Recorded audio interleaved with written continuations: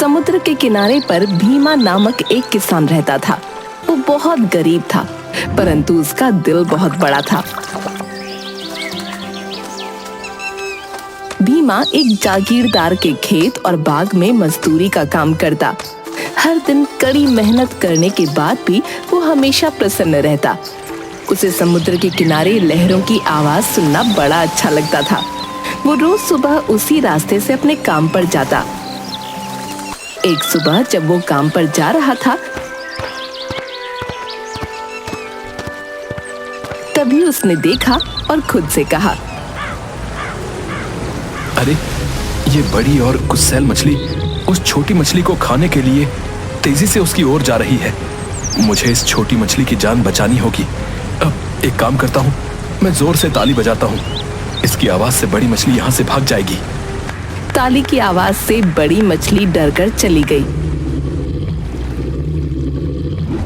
लेकिन छोटी मछली उसी जगह पर इधर उधर तैरती रही। भीमा ने छोटी मछली को अपने हाथ में उठाया। प्यारी नन्ही मछली, अब डरने की बात नहीं है। वो बड़ी मछली यहाँ से चली गई है। अब तुम जल्दी से ऐसी जगह पर चली जाओ जहां वो बड़ी मछली तुम्हें ढूंढ ना पाए। भीमा ने छोटी मछली को वापस पानी में डाल दिया। छोटी मछली को मुसीबत से बचाकर भीमा अपने रास्ते पर चल दिया। वो थोड़ी दूर ही गया था कि उसने किसी की आवाज सुनी।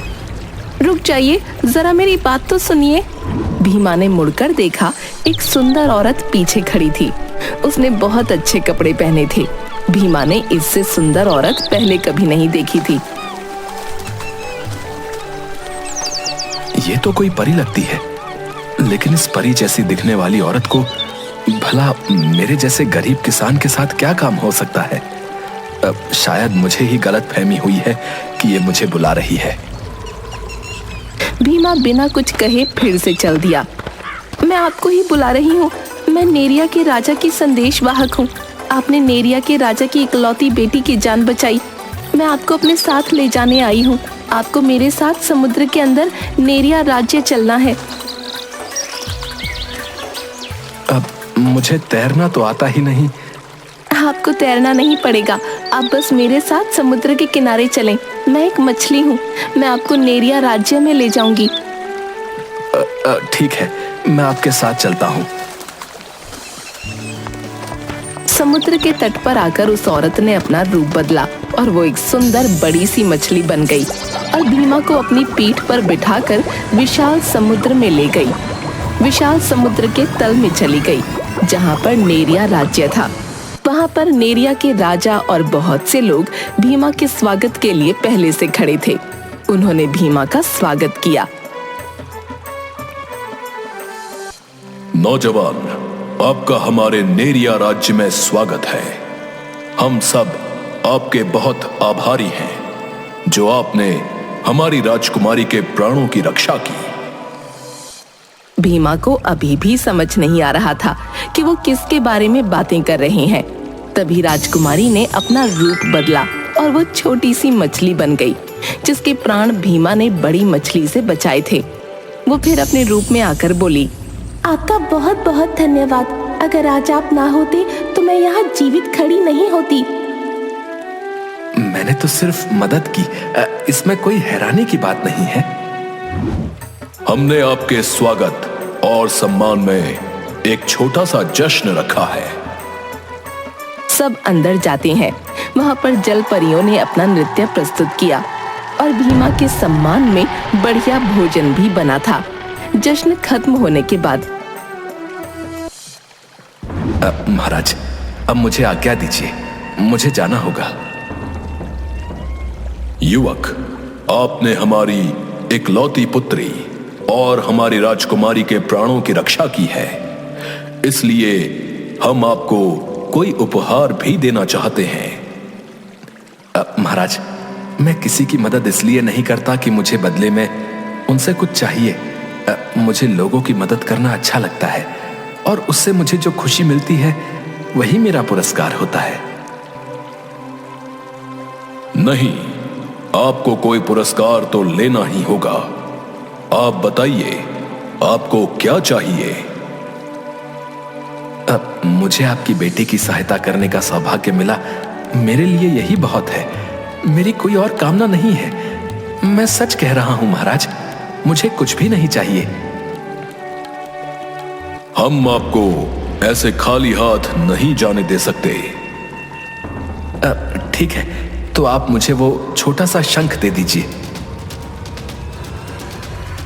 महल में सन्नाटा सा छा गया। सब उसे देखने लगे।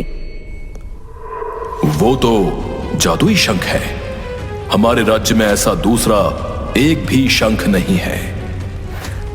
महाराज, अगर ऐसा है तो ये शंख यहीं आपके पास ही रहना चाहिए। कोई पुरस्कार पाने की कामना तो मेरे मन में है ही नहीं। तुमने मेरी बेटी की जान बचाई है। जो कुछ भी हम तुम्हें देंगे वो कम ही होगा।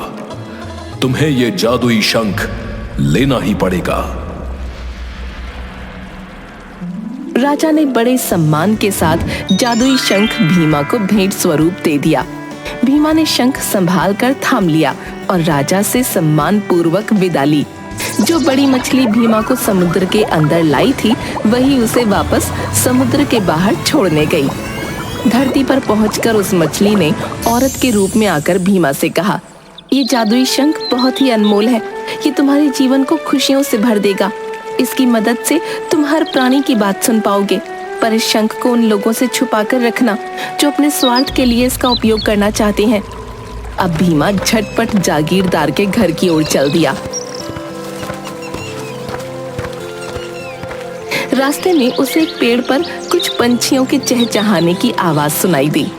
उसने सोचा कि जादुई शंख की जांच करने का ये अच्छा अवसर है। उसने शंख को अपने कान के पास लगाया और सुना। ये मनुष्य सोचते हैं कि वो बहुत चतुर और बुद्धिमान है, पर वो कुछ नहीं जानते। इस पेड़ के नीचे जो पत्थर पड़ा है ना, वो सोने की शिला है, लेकिन आज तक किसी को इस बात का पता नहीं चला। पक्षियों की बात सुनकर भीमा पेड़ के पास जाता है। ये शंख तो वाकई कमाल का है। चलो अब इन पंछियों की बात को भी जांच लेते हैं।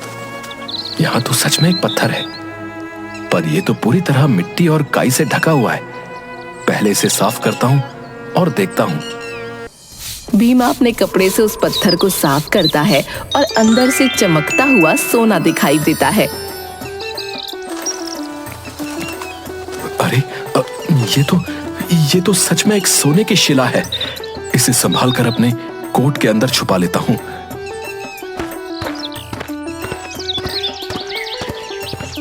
वो जागीरदार के घर पहुंचता है। घर के दरवाजे पर उसे एक संदेश दिखाई दिया।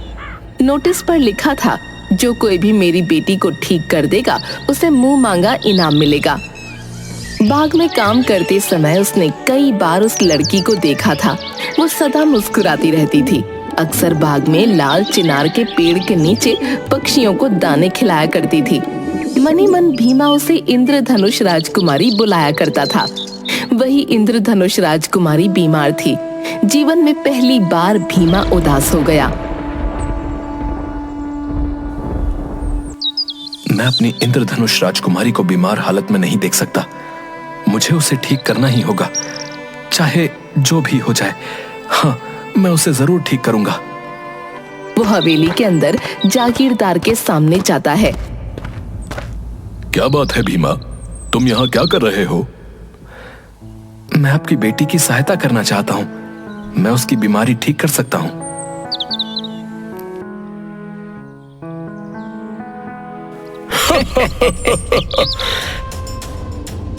जागीरदार के पास बैठे लोग प्रसिद्ध वैद्य थे, जिन पर जागीरदार को बहुत विश्वास था। अगर हम उस लड़की का इलाज नहीं कर पाए तो ये फटीचर गवार क्या कर पाएगा? मैं अपनी बेटी से बहुत प्यार करता हूँ और चाहता हूँ कि मेरी बेटी जल्द स्वस्थ हो जाए और फिर से घूमे और पक्षियों को दाने खिलाए, क्योंकि उसका हंसता हुआ चेहरा मेरे जीने का कारण है। मेरी बेटी चाहे जिसकी भी वजह से स्वस्थ हो, मुझे बस वो पहले की तरह हंसती खेलती वापस चाहिए। भीमा, तुम अंदर जाओ और मेरी बेटी को ठीक करो। उसके लिए तुम्हें जो चाहिए वो सब मैं दूंगा। एक बूढ़ी औरत भीमा को इंद्रधनुष राजकुमारी के कमरे में ले गई। वो चुपचाप आंखें बंद कर अपने बिस्तर पर लेटी थी। उसका चेहरा उतरा हुआ था और सांस बहुत धीमी चल रही थी। भीमा ने शंख निकाला और अपने कान पर लगाया। मुझे तुम पर पूरा विश्वास है कि तुम इंद्रधनुष राजकुमारी की बीमारी पता करने में मेरी सहायता जरूर करोगे। पर भीमा को कुछ सुनाई ना दिया। वहां आसपास कोई पशु पक्षी न थे। निराश होकर वो जागीरदार के पास गया। अब मुझे अभी कुछ पता नहीं लगा, लेकिन मैं शीघ्र ही आपके पास सही जानकारी लेकर आऊंगा। हमने तो पहले ही कहा था कि ये गवार क्या कर पाएगा, लेकिन जागीरदार साहब आपने फिर भी इस पर भरोसा किया। भीमा चुपचाप वहां से चला गया और बाग में काम करने लगा। बाग में बहुत खामोशी छाई थी। कोई भी वहां पशु पक्षी नहीं था जो भीमा की मदद कर सके। वो काफी देर तक बाग में काम करता रहा। रात होने पर बड़े पेड़ के नीचे रहने वाला सांप वापस आ जाएगा, या फिर तालाब में रहने वाला छोटा मेंढक लौट आएगा। तब शायद मुझे इंद्रधनुष राजकुमारी की बीमारी के बारे में कुछ पता चल जाए। रात हो गई, कोई लौट कर न आया। अंत में भीमा घर लौटने की तैयारी कर रहा था तो उसे उल्लू की आवाज आई। उसने तुरंत अपना शंख निकाला और कान पर लगाया। उल्लू की बातें सुनने लगा। इस संसार की सारी दवाइयां और सारे वैद्य भी जागीरदार की बेटी को ठीक ना कर पाएंगे। जब जागीरदार के घर की छत पर छप्पर डाला जा रहा था, तब उस समय एक सांप उस छप्पर में फंस गया था। अगर उस सांप को वहां से बाहर निकालकर खाने को कुछ दिया जाए तो वो लड़की ठीक हो जाएगी। भीमा ने अपना शंख अपने कोट के अंदर छुपाकर रख लिया और तुरंत जागीरदार के पास गया। मैं जानता हूं कि आपकी बेटी को क्या हुआ है। उसे एक सांप का श्राप लगा है। वो सांप इस घर की छप्पर में फंसा हुआ है। उस सांप को तुरंत बाहर निकालना होगा और उसे कुछ खाने को देना होगा।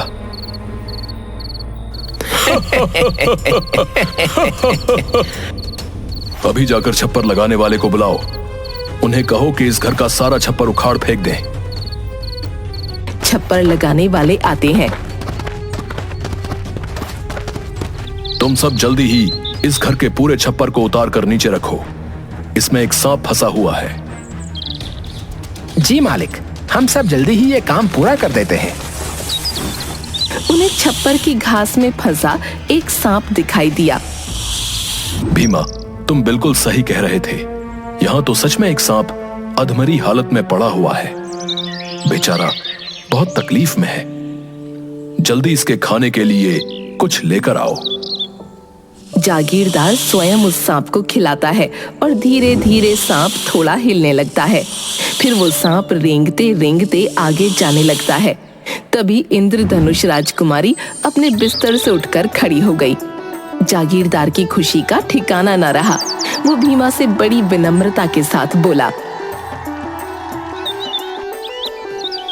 तुमने मेरी बेटी को स्वस्थ किया है। इस उपकार के लिए मैं तुम्हें कुछ देना चाहता हूँ। तुम्हें जो चाहिए वो तुम मुझसे मांग सकते हो। वैसे तो भीमा को दूसरों की सहायता करने में ही सुख मिल जाता था, लेकिन जीवन में पहली बार उसने अपने लिए कुछ मांगने का सोचा और ईमानदारी से कहा, जमींदार साहब, मैं आपकी पुत्री इंद्रधनुष राजकुमारी को बहुत पसंद करता हूँ और उनसे विवाह करना चाहता हूँ। अगर आप सच में मुझे कुछ देना चाहते हैं तो मेरा विवाह आपकी पुत्री के साथ कर दीजिए।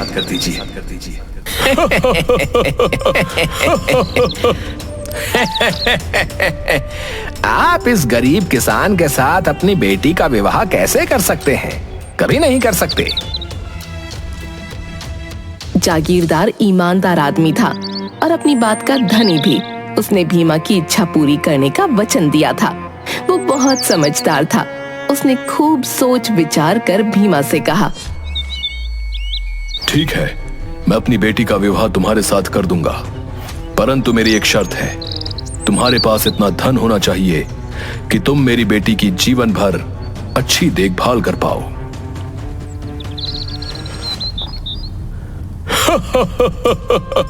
इस फटीचर गवार के पास इतना धन कहां होगा कि ये आपकी बेटी से विवाह कर पाएगा? भीमा ने कोट से सोने की शिला निकालकर जागीरदार को दिखाई और कहा,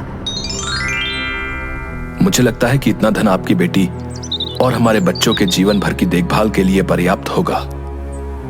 अब सबका हंसता हुआ चेहरा बिल्कुल उतर गया था। सब आंखें फाड़ फाड़ कर उस सोने की शिला को देख रहे थे।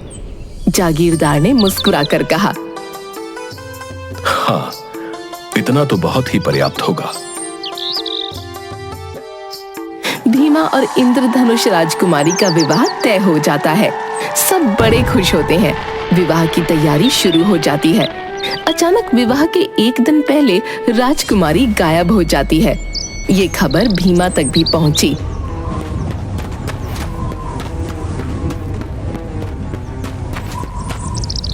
क्या हुआ जागीरदार साहब, मेरी राजकुमारी कहाँ गई? हमने उसे सब जगह ढूंढा, लेकिन उसका पता कहीं नहीं चल रहा। सुबह अपने कमरे में थी, नाश्ता करने के बाद उसे किसी ने नहीं देखा। भीमा, मैं तुम्हारे हाथ जोड़ता हूं, कहीं से भी मेरी बेटी को ढूंढ कर ला दो।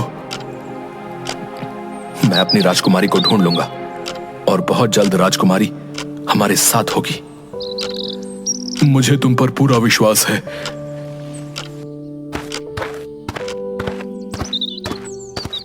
भीमा जादुई शंख अपने कान पर लगाकर सुनने की कोशिश करता है, लेकिन उसे कुछ भी सुनाई नहीं दे रहा था।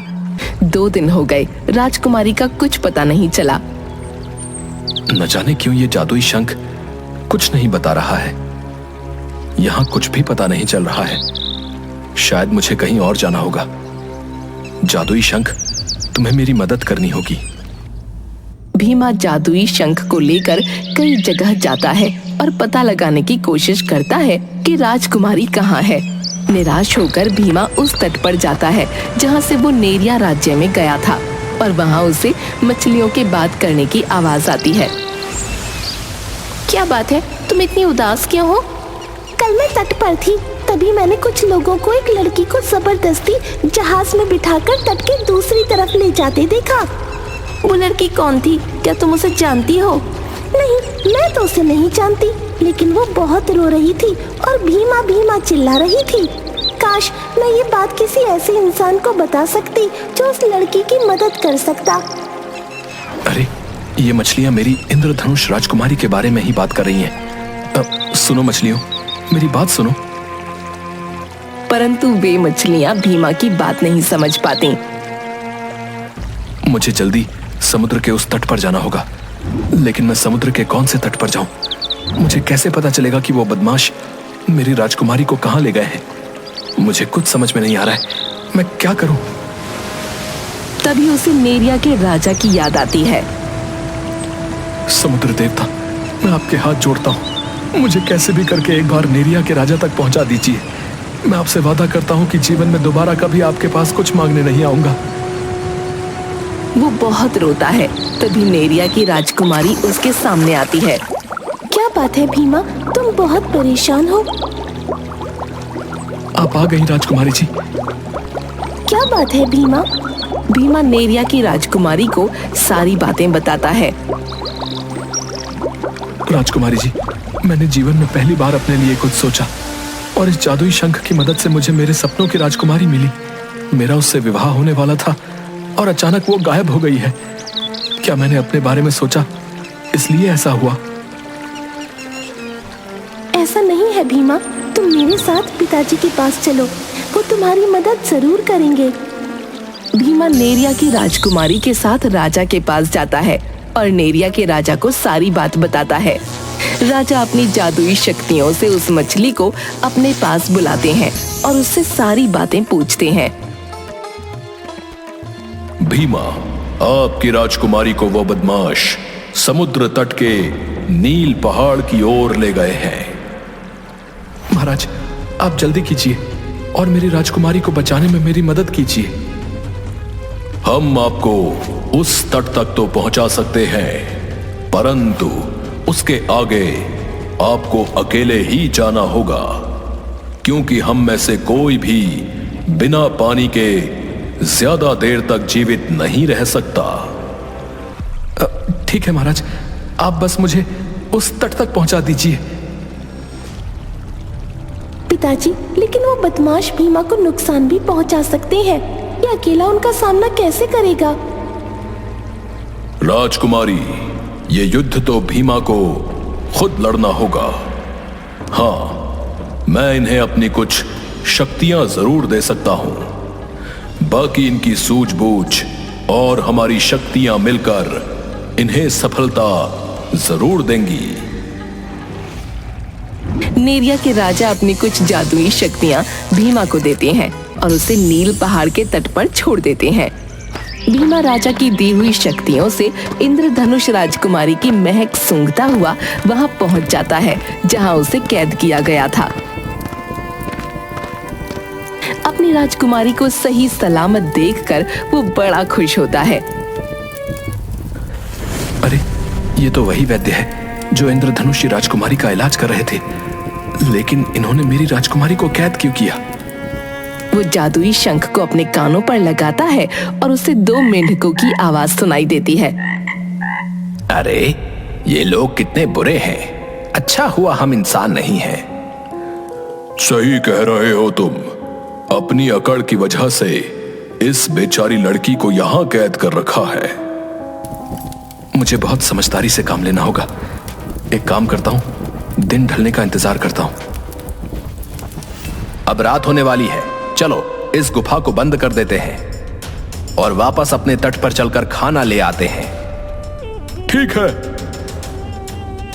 वो लोग इंद्रधनुष राजकुमारी को गुफा के अंदर छोड़कर बाहर से एक पत्थर लगा देते हैं और वहां से समुद्र की ओर जाने लगते हैं। उनके जाते ही भीमा वहां जाकर पत्थर को सरकाने की बहुत कोशिश करता है, लेकिन वो अकेला उस पत्थर को नहीं हटा पाता। तभी उसे नेरिया के राजा की दी हुई एक और शक्ति के बारे में याद आता है और वो उस शक्ति का प्रयोग करके पत्थर को हटाता है। मैं जानती थी भीमा, तुम जरूर आओगे, मुझे पूरा यकीन था। मेरी राजकुमारी संकट में हो और मैं उसे बचाने न जाऊं, ऐसा कभी नहीं हो सकता है। ये लोग तुमसे बदला लेने के लिए मुझे यहाँ ले आए। मुझसे बदला? इनकी मुझसे क्या दुश्मनी है राजकुमारी? तुमने मेरी जान बचाई, इस वजह से इन्हें ऐसा लगता है कि लोग इनका मजाक उड़ाएंगे, और अगर मेरी तुमसे शादी हो गई तो इन्हें सारी जिंदगी लोगों के ताने सुनने होंगे। और ये वैद्य अपने बेटे का विवाह मुझसे जबरदस्ती करवाना चाहता है। परंतु मैंने कभी किसी का मजाक नहीं उड़ाया है और मेरी राजकुमारी मेरी है, किसी और की कभी नहीं हो सकती। मैं जानती हूँ भीमा, लेकिन ये लोग तुम्हें नहीं समझते। ये लोग पिताजी के लिए भी खतरा है। इन सब का इंतजाम मैं यहीं कर दूंगा। चलिए राजकुमारी, हमें जल्द यहाँ से निकलना होगा। भीमा राजकुमारी का एक नकली रूप बनाकर उस गुफा में रख देता है और एक जादुई दरवाजा बना देता है।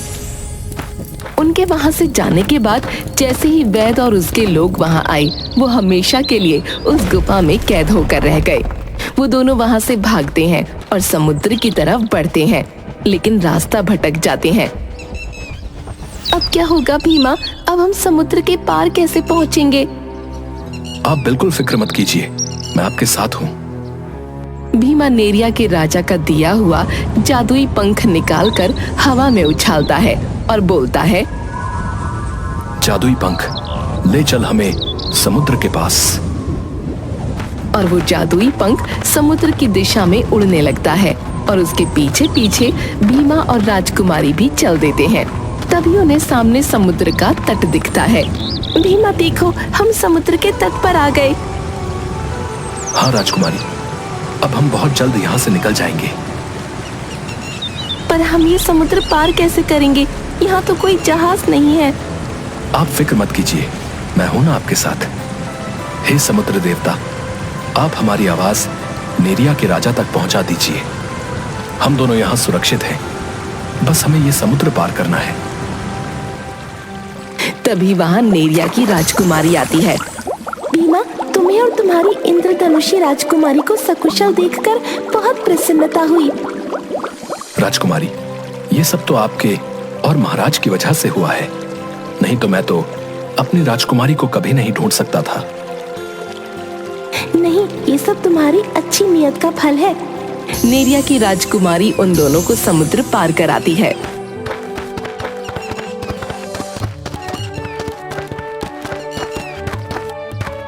भीमा और राजकुमारी सही सलामत घर पहुंच जाते हैं। जागीरदार सबको सकुशल देख बहुत प्रसन्न होता है और सब मिलकर रहने लगते हैं।